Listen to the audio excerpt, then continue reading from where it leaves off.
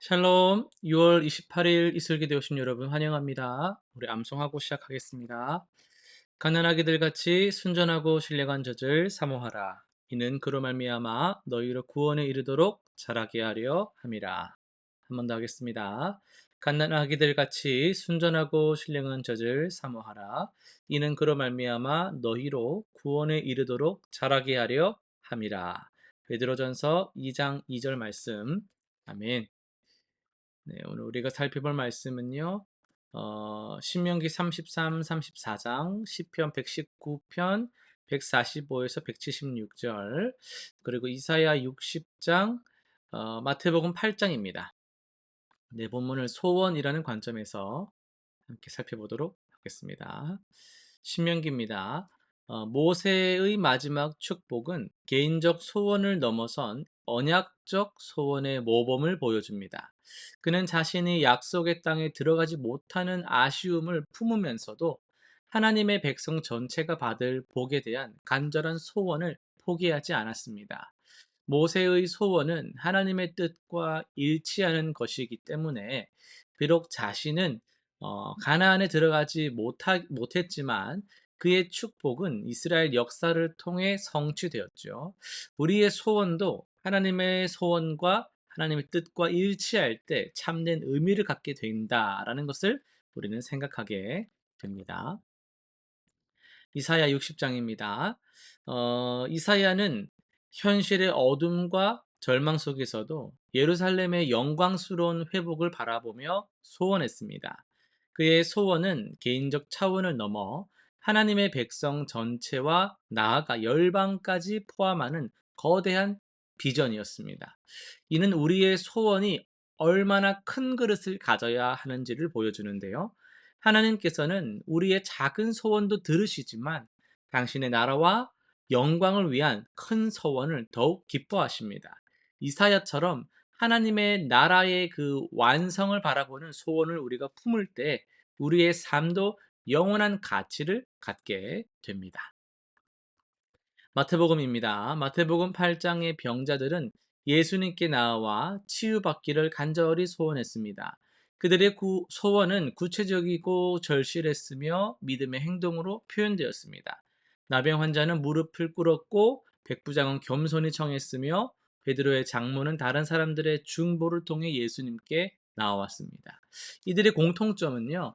예수님만이 자신들의 문제를 해결하실 수 있다라는 그 확신이었습니다. 우리도 이들처럼 구체적이고 간절하며 겸손한 소원을 가지고 예수께로 나아가야만 합니다. 주님은 우리의 모든 소원을 아시고 가장 좋은 곳으로 응답하시는 분이십니다.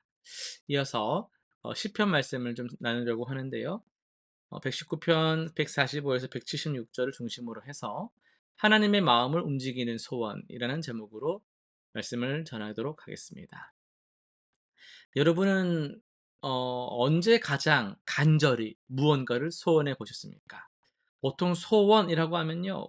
저도 그렇지만 좀 개인적인 것들에 집중될 때가 있잖아요. 뭐 아픈 가족의 회복을 위해서라든지 자녀의 미래를 위해서라든지 아니면 지금 당면한 경제적 어려움의 해결을 위해서라든지요. 그런데 오늘 우리가 함께 살펴볼 이 시편 말씀은요. 우리와는 조금 다른 소원을 보여줍니다. 시편 기자는 극한 고난 속에서도 하나님의 말씀을 지키기를 간절히 소원했다라는 건데요. 145절에 보시면은 그는 여호와여 내가 전심으로 부르짖었사오니 내게 응답하소서 내가 주의 교훈들을 지키리이다. 이렇게 고백을 하고 있어요. 이 시편 기자의 상황을요. 우리가 자세히 한번 들여다보면은 그는 결코 평탄한 삶을 살고 있지 않았습니다. 157절에서 나를 핍박하는 자들과 나의 대적들이 많으나라고 말하고 있고 161절에서는 고관들이 거짓으로 나를 핍박하오나라고 토로하고 있습니다.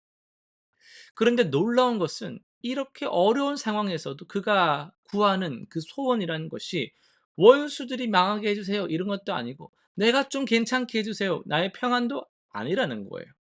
그는 오히려 133절을 보시면은 나의 발걸음을 주의 말씀에 굳게 세우시고 어떤 죄악도 나를 주관하지 못하게 하소서. 146절에서는요. 내가 주께 부르짖었사오니 나를 구원하소서. 내가 주의 증거들을 지키리이다. 라고 기도하고 있습니다. 세상 사람들이 보기에는요. 야 그게 소원이야? 라고 볼 수 있는 참 이상한 소원입니다. 급한 불을 끄는 것이 먼저 아니겠습니까? 그런데 시편 기자는 그게 아닌 거예요. 하나님의 말씀을 순종하는 것이야말로 모든 문제의 근본 해답이다라는 걸 깨달았던 것입니다. 148절을 보시면은 주의 말씀을 조용히 읊조리려고 내가 새벽녘에 눈을 떴나이다라고 고백합니다. 우리 예수님도 그러셨잖아요. 무리가 자꾸 따라다니니까 예수님의 한적한 시간을 찾다 보니까 새벽에 기도를 하셨단 말이죠. 여러분의 경우에도 새벽이 여러분에게 한적한 시간이 된다면 새벽이 좋겠습니다. 또, 또, 나에게는 애들을 다 재운 그 시간이 그나마 한적한 시간이다. 그러면 그때가 또 괜찮을 것 같아요. 나는 점심 후에 여유로운 시간이 있어서 그때가 한적한 시간이다. 그러면 그때가 되는 겁니다. 그러니까 사람마다 시간이 다양할 수 있거든요. 중요한 거는 하나님께 집중할 수 있는 시간이 언제냐라는 건데요.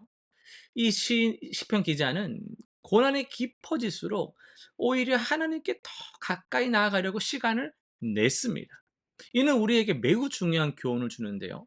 진정한 소원은 어려움을 피하는 것이 아니라 어려움 속에서 더 하나님께 나아가려고 하나님과 동행하려고 애를 쓰는 것이다 라는 거거든요. 또한 그의 소원에는 확신이 있었습니다. 152절에서 내가 전부터 주의 증거들을 알고 있었으므로 주께서 영원히 세우신 것인 줄을 알았나이다 라고 고백합니다. 그는 하나님의 말씀이 변하지 않는 진리라는 것을 확신했기 때문에 현재의 고난이 아무리 크다 해도 흔들리질 않았어요. 사랑하는 성도 여러분, 시편 기자처럼 하나님의 마음을 움직이는 소원을 품으시길 바랍니다. 그것은 하나님의 뜻과 일치하는 소원, 하나님의 말씀을 순종하려는 소원입니다. 이런 소원을 가질 때 우리의 기도는 단순한 요구가 아니라 하나님과의 깊은 교제가 됩니다. 어려운 상황에서도 포기하지 마시고 오히려 더욱 간절히 하나님의 말씀을 사모하는 그런 복된 성도님들이 되시기를 주님의 이름으로 축복합니다. 실천사항 세 가지 한번 정리해 볼 텐데요. 첫 번째는 매일 한적한 시간에 말씀을 묵상하기입니다. 이슬기도의 취지가 그거잖아요. 언제 어디서든 내가 하나님께 집중할 수 있는 한적한 시간. 이 시인의 경우나 예수님의 경우는 새벽이 사람들의 방해를 받지 않는 시간이었기 때문에 그때 여러분에게는 새벽이 너무나도 피곤하다면 그 피곤한 길에서 집중도 안 되는 상태에서 새벽은 더 힘들 수 있잖아요. 여러분에게 한적한 시간을 찾아서 말씀을 더욱더 묵상해 보시기 바랍니다. 두 번째는요. 어려움 중에 기도 제목을 점검하기입니다. 현재 기도하고 있는 제목들을 한번 살펴보시고요. 이 기도 제목들이 하나님의 뜻과 얼마나 일치하는지를 한번 점검하면서 필요하다면 기도 방향을 좀 더 조정해 보는 그런 기회를 가져보시길 바랍니다. 세 번째는요. 말씀 순종 실천하기입니다. 이번 주에 하나님의 말씀 중 순종하기 어려웠던 부분을 하나 정하고 나의 사무엘은 무엇입니까? 라는 제목이 있었잖아요. 그 말씀 가운데서 정말 나의 사무엘은 무엇인지를 여러 번 찾아보시면서 구체적으로 또 실천해 보고 회개하고 돌이키는 그런 시간들을 가져보시기를 바랍니다. 기도하고 마치겠습니다. 하나님 아버지 시편 기자처럼 주의 말씀을 사모하는 마음을 우리에게 부어 주시옵소서. 어려운 상황에서도 세상적인 어떤 해결책, 빠른 해결책보다도 주님의 뜻을 구할 수 있는 성도가 되게 하시고 주의 말씀에 순종하는 것이야말로 참된 복임을 깨닫게 하여 주옵소서. 예수님의 이름으로 기도드립니다. 아멘.